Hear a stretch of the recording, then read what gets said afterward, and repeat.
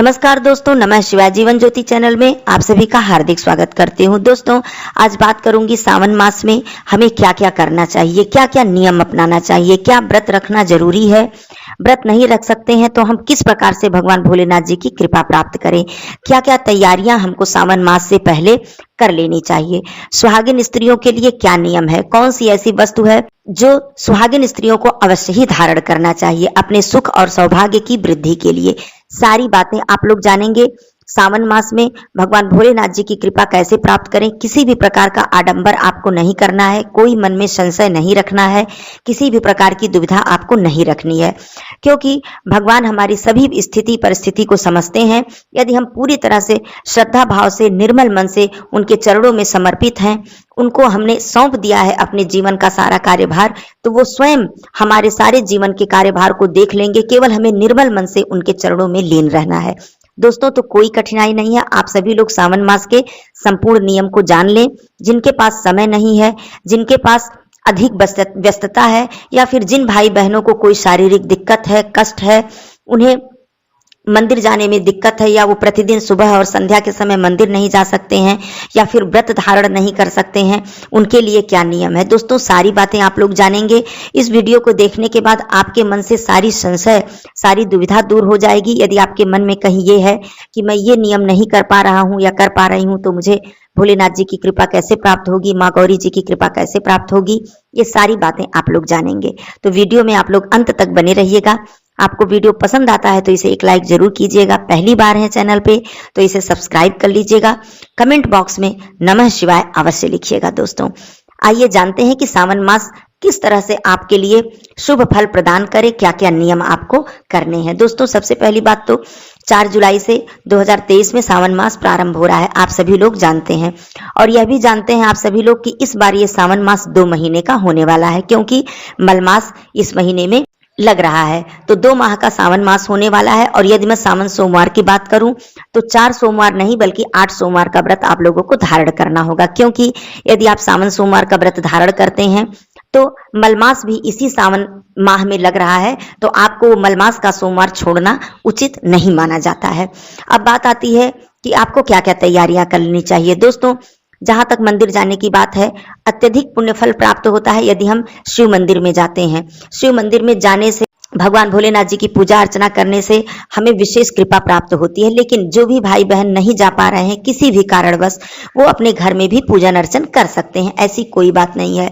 दोस्तों, मैंने हर वीडियो में बताया है और मेरा यह नियम है, मेरा ये मानना है दोस्तों, कि यदि हम शारीरिक रूप से भगवान भोलेनाथ जी की पूजा या किसी भी देवी देवता की पूजा नहीं कर पा रहे हैं, वहां तक नहीं पहुंच पा रहे हैं, तो मानसिक रूप से भी हम उनकी पूजा कर सकते हैं। और ये मानसिक पूजा पूरी तरह से फलदायी होती है और भगवान हमारी इस मानसिक पूजा को पूरी तरह से स्वीकार करते हैं। आप सभी लोग इस बात को पूरी तरह से समझ लीजिए और गांठ बांध लीजिए। कभी मत सोचिएगा कि मेरे पास सामग्री नहीं है, मेरे पास शक्ति नहीं है, हम वहां तक जा नहीं सकते, हम जल अर्पित नहीं कर पा रहे हैं, तो हम क्या करें।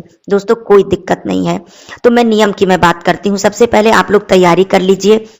जिसके पास जो भी बजट है, जो भी जिसके पास शक्ति सामर्थ्य है, भगवान केवल भाव के भूखे हैं, प्रेम के प्यासे हैं। वो हमारी सामग्री, हमारे धन संपत्ति को नहीं देखते हैं, उससे कोई मतलब नहीं है उन्हें। और हमारी ये क्षमता भी नहीं है कि हम उनको प्रसन्न कर पाएं, क्योंकि हम उनके चरणों में बैठकर उनका आशीर्वाद प्राप्त कर पाएं, यही हमारे लिए बहुत है। उनको प्रसन्न करना हमारे वश में कहाँ है। दोस्तों, तो आप लोग जो भी आपके पास है, आप लोग चंदन, अबीर, गुलाल, बेलपत्र वगैरह की व्यवस्था कर लें। पुष्प तो प्रतिदिन आपको लेना होगा, क्योंकि बासी पुष्प अर्पित नहीं किया जाता है। पंचामृत मिल सके तो आप लोग पंचामृत लेकर भी भगवान भोलेनाथ जी की पूजा कर सकते हैं। नहीं मिल पाता है तो आप लोग गंगा जल से भगवान भोलेनाथ जी का अभिषेक कर सकते हैं। घर पर भी कर सकते हैं, मंदिर में भी कर सकते हैं। तो इस तरह से आप उनकी जो भी सामग्री है, आप एक टोकरी में, अपने घर में एक टोकरी ले लें। पूजा की टोकरी सभी के पास होती है, या कोई भी पात्र हो, उसमें आप लोग इकट्ठा करके रख लें।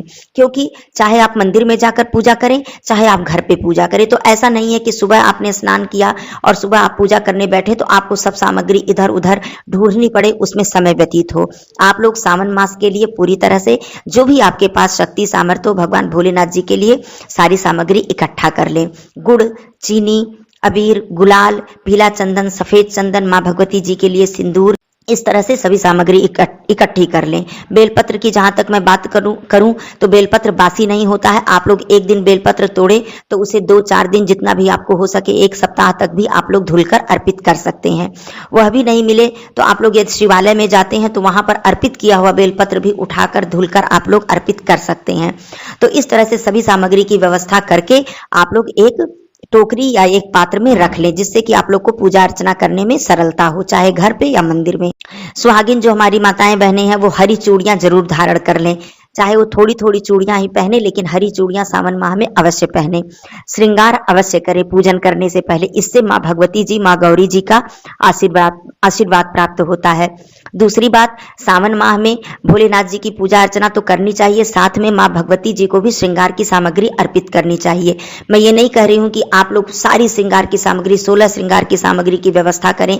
यदि है तो बिल्कुल ही करें, नहीं है तो आप लोग मुख्य सामग्री जैसे सिंदूर, बिंदी, चूड़ी आप लोग अर्पित कर सकते हैं। इससे आप लोगों के सौभाग्य में वृद्धि होगी। तो ये हो गया नियम। दूसरी बात मैं करती हूँ कि यदि कोई भी भाई बहन व्रत नहीं रख पा रहे हैं और उनके मन में ये कष्ट है कि हम व्रत नहीं रख पा रहे हैं तो मुझे कृपा कैसे प्राप्त होगी, भगवान भोलेनाथ जी कैसे प्रसन्न हो, तो ऐसी कोई बात नहीं है। आप लोग अपने घर का नियम बना लें कि सावन माह में आप लोग तामसिक भोजन का प्रयोग नहीं करेंगे, लहसुन प्याज का प्रयोग नहीं करेंगे, सात्विक रहकर भगवान भोलेनाथ जी का निरंतर जप करेंगे, उनके मंत्रों का जप करेंगे, उनका ध्यान करेंगे।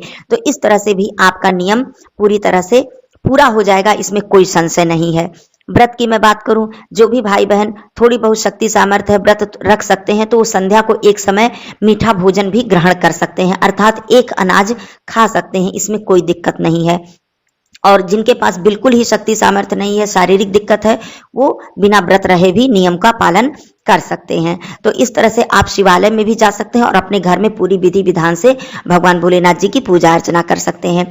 सावन माह में आप लोग दोनों समय भगवान भोलेनाथ जी की आरती करें, पूरे शिव परिवार की पूजा करें, अर्थात भगवान भोलेनाथ जी, माँ भगवती जी, कार्तिकेय भगवान, गणेश भगवान, नंदी जी, सबकी पूजा अर्चना करें। दोनों समय भोग प्रसाद अवश्य अर्पित करें। और जो सावन माह होता है इसमें पूरी तरह से अपने मन को, अपने विचारों को शुद्ध रखें, जितना हो सके लोगों की मदद, जितना हो सके किसी गरीब की सहायता करें, झूठ न बोले, कोई अनैतिक कर्म न करें।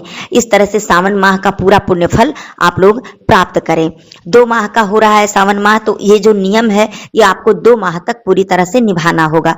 सावन माह में जहां तक हो सके आप लोग काले वस्त्र धारण ना करें, बिल्कुल ना धारण करें, चाहे पुरुष भाई हों या फिर हमारी माताएं बहनें हों। जितना हो सके हल्के रंगों का प्रयोग करें, हल्के रंग के वस्त्र पहने। जो सोमवार का दिन है, जो मुख्य रूप से भगवान भोलेनाथ जी को समर्पित है, सावन सोमवार के दिन जो भी पुरुष भाई हैं वो सफेद वस्त्र धारण कर ले, महिलाएं हैं तो हल्के गुलाबी रंग के वस्त्र या बहुत हल्के पीले रंग के वस्त्र भी धारण कर सकती हैं। लेकिन सावन माह में गाढ़े, बहुत ज्यादा गाढ़े या जो चटक रंग होते हैं, जो आंखों को बिल्कुल चुभते हैं, या काले रंग बिल्कुल भी धारण न करें। तो ये भी सावन माह के पूरे नियम हैं। आप लोग इससे भी भगवान भोलेनाथ जी का आशीर्वाद प्राप्त कर सकते हैं। यदि आप लोग कुछ भी नहीं कर पा रहे हैं तो संध्या के समय शिवालय में जाकर पूरे सावन माह में या फिर प्रत्येक सोमवार को आप लोग एक अखंड दीप जरूर जलाएं। दोस्तों, ये इतना ज्यादा पुण्य फल आपको प्रदान करेगा कि मैं बता नहीं सकती हूँ। शिवालय में जाकर अखंड दीप जलाना आपके जन्म जन्मांतर के पापों को काट देता है और भगवान भोलेनाथ जी की असीम कृपा आपको प्राप्त होती है। यदि आप बहुत ज्यादा समय नहीं दे पा रहे हैं तो आप लोग एक दीपक संध्या के समय कहीं नजदीक आपके शिवालय है या शिव मंदिर है तो आप जाकर जरूर जलाकर आएं। और अपने घर में तो जलाएं ही, बिल्कुल जलाएं। संध्या के समय एक अखंड दीप जला दें, भगवान भोलेनाथ जी की और पूरे शिव परिवार की आरती कर लें, भोग प्रसाद दोनों समय अर्पित करें और पूरे परिवार उस भोग प्रसाद को ग्रहण करें। यह भी सावन मास का नियम है। व्रत के विषय में बिल्कुल संशय न रखें, जितनी भी आपकी शक्ति सामर्थ्य है उस हिसाब से आप व्रत रखें। हाँ, मैं ये जरूर बताना चाहती हूँ कि आप लोग नमक का सेवन बिल्कुल न करें। जो भी भाई बहन व्रत रख रहे हैं, यदि उन्हें शारीरिक दिक्कत है या लो ब्लड प्रेशर की समस्या है, तो यदि वो ऐसा सोच रहे हैं कि मैं नमक खाकर भी व्रत रख सकता हूं या रख सकती हूं, तो नमक का सेवन न करें, बल्कि व्रत धारण न करें, वैसे ही पूरे नियमों का पालन करें, तब भी कोई दिक्कत नहीं है। लेकिन कभी भी भगवान भोलेनाथ जी के व्रत में नमक का सेवन नहीं किया जाता है। तो ये भी एक नियम है, मैं बताना चाहती हूँ। दूसरी बात, एक बेलपत्र यदि आप प्रत्येक दिन अर्थात पूरे सावन माह में, जो कि मलमास भी बीच में है, तो आप लोग एक भी बेलपत्र भगवान भोलेनाथ जी को अर्पित करते हैं तो समझ लीजिए कि आपको कितने पुण्य फल की प्राप्ति होती है, इसकी तो कोई सीमा नहीं है, इसको बताया नहीं जा सकता है। तो ये भी नियम हो गया। दूसरी चीज मैं सबसे ध्यान देने वाली बात बताती हूँ, आप लोगों से निवेदन भी कर रही हूँ कि यदि आप भगवान भोलेनाथ जी का दूध से अभिषेक करना चाहते हैं तो कभी भी पैकेट का दूध उन्हें न चढ़ाएं। गाय का कच्चा दूध यदि आपको मिलता है तो आप लोग अवश्य अर्पित करें, परंतु गर्म किया हुआ दूध या बासी दूध या फिर पैकेट का दूध भगवान भोलेनाथ जी को कभी अर्पित न करें। इससे बेहतर है कि आप गंगा जल से अभिषेक कर दें, आपको पूरी तरह से पुण्य फल की प्राप्ति होगी, कहीं से कोई संशय की बात नहीं है। लेकिन पैकेट में केमिकल मिला होता है, जो पैकेट का दूध होता है दोस्तों, यह भगवान भोलेनाथ जी को अर्पित करना बिल्कुल भी उचित नहीं है। यदि आपकी बहुत इच्छा है सावन माह में दान करने की, तो आप पैकेट का दूध खरीद के किसी गरीब को दान कर दें, किसी ऐसे व्यक्ति को दान कर दें जो अपने बच्चे को दूध उपलब्ध नहीं करा पा रहा है, ऐसे व्यक्ति को दान कर दें और भगवान भोलेनाथ जी को गंगा जल से उनका अभिषेक कर दें। समझ लीजिए कि आपका कल्याण हो जाएगा और भगवान भोलेनाथ जी प्रसन्न हो जाएंगे दोस्तों। लेकिन ऐसी गलती आप लोग ना करें, क्योंकि मैंने देखा है बहुत सारे मंदिरों में पैकेट का दूध, ऐसे प्लास्टिक के जो पैकेट आते हैं उसी पैकेट से ही ऐसे दूध अर्पित किया जाता है। पहली बात तो ये भी बहुत बड़ा दोष है कि हम प्लास्टिक के किसी पात्र से भगवान भोलेनाथ जी का अभिषेक कर रहे हैं, ये तो सबसे बड़ा दोष है। तो ये तो सबसे बड़ी गलती यही हो गई। दूसरी चीज, पैकेट का केमिकल वाला दूध हम अर्पित कर रहे हैं, तो दोस्तों ये उचित नहीं है। आप लोग यदि यह सोचते हैं कि हम दूध से अभिषेक नहीं करेंगे तो भगवान भोलेनाथ जी प्रसन्न नहीं होंगे, ऐसा नहीं है। वो तो देवाधिदेव महादेव हैं दोस्तों, सिर्फ एक लोटे जल से प्रसन्न हो जाते हैं। उनके सामने आप शीश झुका दीजिए जाकर अपने निर्मल मन से, तो वो प्रसन्न हो जाते हैं। भगवान राम जी ने खुद ही कहा है कि निर्मल मन जन सो मोहि पावा, मोहि कपट छल छिद्र न भावा। अर्थात चाहे वो भगवान राम जी हो, चाहे भगवान विष्णु जी हो, चाहे भगवान भोलेनाथ जी हो, हर भगवान हर देवी देवता केवल आपके निर्मल मन को देखते हैं, न कि आपकी सामग्री को। तो जो भी निर्मल मन से उनको समर्पित होगा उन्हें वो आशीर्वाद अवश्य प्रदान करेंगे, चाहे आपके पास सामग्री हो या फिर ना हो। यदि आपको गाय का कच्चा दूध मिलता है तो अति उत्तम है, आप जितना चाहें आप अभिषेक करें, कोई दिक्कत नहीं है। तो ये बात मैं बताना चाहती थी दोस्तों। सावन माह आप सभी लोगों के लिए शुभ हो, मंगलमय हो। आप सभी लोगों को सावन माह की हार्दिक शुभकामनाएं। कर्पूर गौरम करुणावतारम संसार सारम भुजगेंद्रहारम सदा वसंतम हृदयारविंदे भवम भवानी सहितम नमामि। आप सभी का कल्याण हो।